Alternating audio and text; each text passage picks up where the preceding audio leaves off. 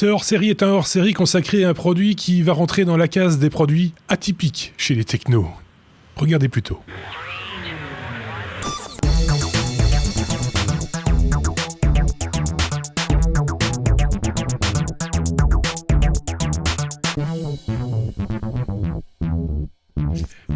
Et les mauvaises langues diront que c'est un produit qui pourra rentrer aussi dans les annales. Vous allez comprendre pourquoi. C'est un truc qu'a trouvé Sébastien sur le web, parce qu'il a tendance, lui il va jamais sur les foires, etc. Il chine sur Internet. Mais des trucs neufs, et il trouve des fois des trucs complètement originaux. De quoi vas-tu nous parler?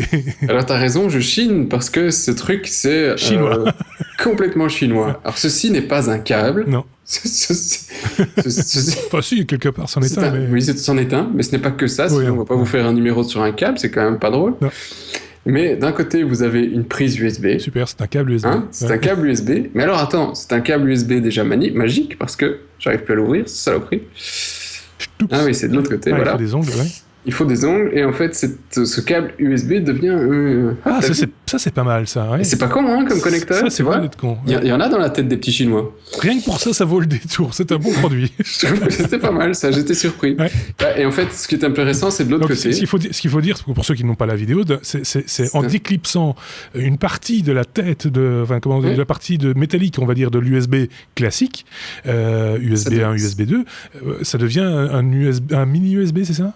Un micro. Un micro USB. Donc ça fait 2 en 1. Voilà. 2 en 1. Voilà. C'est la première fois que je voyais ça. Moi aussi. Je veux te dire. Et je trouvais ça assez astucieux. Et en fait, donc, ce truc se connecte simplement à un téléphone. Oui. Jusque-là, la surprise n'est pas encore gâchée. On va le connecter. D'où l'intérêt d'avoir ça peut être un téléphone ou un ordinateur, puisque tu as de l'USB. Tout à fait, oui, mais j'ai préféré sur mon téléphone, parce que le téléphone, c'est portable, je l'ai toujours avec moi. Le PC, tu comprends que ça va être plus difficile dans l'utilisation du truc. Et alors, on a vu que quand je l'ai connecté, on a au bout de l'autre câble, à l'autre bout du câble, le truc s'est allumé. Incroyable. Et en fait, qu'est-ce que c'est ? Je vais le reconnecter, sinon ça va être quand même très difficile à vous montrer. En fait, c'est quoi ? C'est une toute petite caméra avec des LED. Et c'est un endoscope. Voilà. En fait. Voilà. C'est le mot est lâché. Alors, c'est pas un endoscope. Soyons clairs, c'est pas un endoscope médical. Non. c'est pas aux normes, on va dire. Donc voilà. On se demande du coup à quoi il sert. C'est pas du tout effectivement un endoscope médical. C'est juste un endoscope pour le bricoleur du dimanche qui a envie effectivement d'aller voir ce qui se passe dans le recoin sans se prendre un torticolis. Ouais. Grosso modo, alors après ça peut amuser les gosses de le foutre en bouche, mais pour voir qu'ils ont des angines, mais faut pas rêver non plus, ça va pas plus loin. Dans le nez aussi, dans le nez éventuellement, ça peut être. Pour aller voir ses cordes vocales. Je veux pas savoir ce qu'on veut faire avec mon endoscope. Voilà. On le conseille pas, oubliez ce qu'on a dit, ne le faites pas chez vous. Mais ça peut rentrer dans le nez. Non, mais il faut pas le faire. Il y a moyen. Non, mais il faut pas le faire. Et alors, si tu veux le faire rentrer dans la gorge, mais alors je le ferai pas parce que si l'accessoire, parce qu'il y a un petit accessoire qui est livré avec, si l'accessoire tombe, là je serais quand même emmerdé de l'avaler. Ouais. C'est parce qu'au bout du truc, tu peux y reconnecter. Alors, c'est un petit embout noir, pour ceux qui n'ont pas la vidéo, sur lequel on a un petit miroir. Petit miroir, donc pour pouvoir faire un angle droit. D'accord. Clairement, c'est pas pour se le mettre dans aucun orifice humain, ni animal d'ailleurs. Ne le faites pas. C'est pour aller voir où sont tombées ces clés dans les égouts, par exemple. Pour voir où c'est tombé dans les égouts, pour voir quand t'as fait un trou dans ton mur, ce qu'il y a derrière, pour essayer de trouver où est le câble, pour voir dans un plafond si tu vois d'où sort cette petite maudite fuite qui coule et que tu maudis ton toit parce que tu ne le trouves pas. C'est le cas, mon père en a acheté un pour chercher une fuite au niveau de son toit parce que voilà, ça le casse la tête depuis des semaines. L'avantage de ce genre de truc, c'est que vous pouvez jouer vous-même. C'est avec au bout de votre téléphone, l'image est sur votre téléphone avec une qualité quand même assez respectable. Et vous avez, suivant le modèle qu'on achète, de 1, 2 à 5 mètres de câble. Donc avec 5 mètres, tu peux déjà aller tirer un peu pour pour aller voir ce qui se passe au bout du truc, quoi. Pour ceux qui n'ont pas l'image, on peut aussi expliquer la chose en parlant de ce qu'on voit de temps en temps dans les films à la télévision, avant de défoncer la porte, la police fait passer un fin fil pour voir sous la porte. Sous la porte pour voir qui est, ou par le soupirail ou par la ventilation, que sais-je, pour voir qui est dans la pièce, pour savoir qui faudra dégommer juste après avoir dégommé la porte.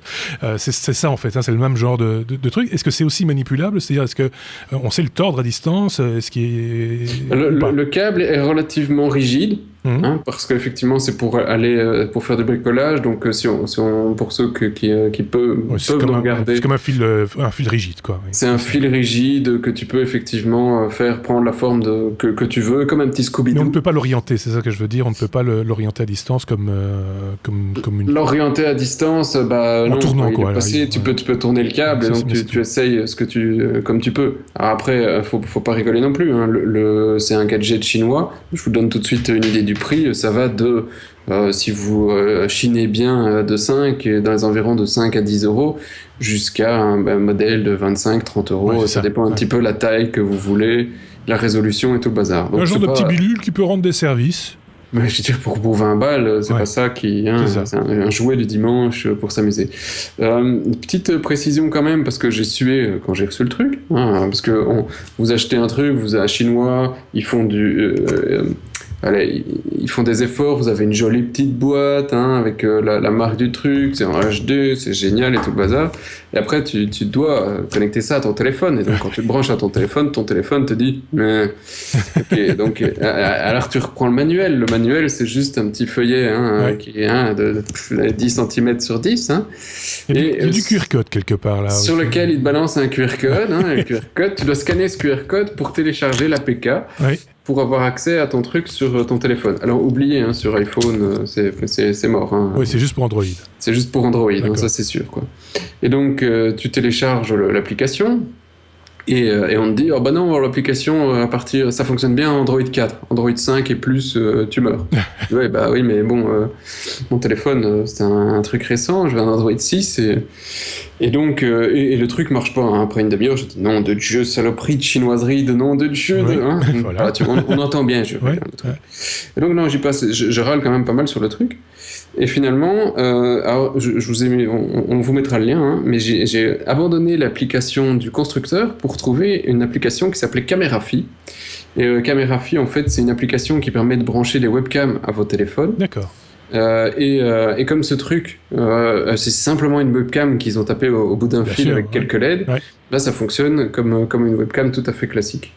Et donc ça fonctionne extrêmement bien avec cette application qui vous permet de faire photos, vidéos et tout le bazar à distance et qui fonctionne très bien sur un Android 6 sur un téléphone récent. Ceci étant dit, ce genre de petit accessoire, si c'est pour du bricolage occasionnel, etc., et que vous avez un vieux smartphone Android qui fonctionne encore, mais enfin qui fonctionne plus pour téléphoner, vous l'avez remplacé parce que vous l'avez pas jeté, vous l'avez pas payé très cher, mais vous y tenez quand même, gardez-le pour ce genre d'accessoire parce que finalement on n'a pas besoin d'avoir le vrai téléphone qui vous sert à téléphoner pour s'en servir. Garder un vieux smartphone à disposition, c'est peut-être pas complètement couillon, quoi. C'est ça que je voulais dire.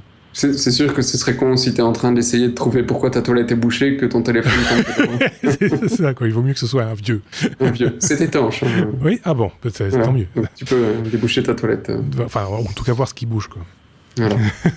Bon ben voilà, je vous l'avais dit, hein, c'est un petit sujet atypique, un accessoire atypique également, trouvé en Chine par notre ami Sébastien. Si vous aussi vous avez des trucs comme ça un petit peu bizarroïdes, mais sympathiques, on essaiera d'en parler éventuellement à l'occasion, de les tester. Il ne faut pas que ce soit trop cher non plus, hein, il ne faut pas que ce soit un hélicoptère ou un truc du genre, mais les petits trucs comme ça nous amuse assez bien, et ça amuse surtout Sébastien qui il a toujours des trucs à bricoler dans ce genre-là, je sais pas pourquoi. Merci Seb, à très bientôt, et à vous aussi, à très bientôt, au revoir.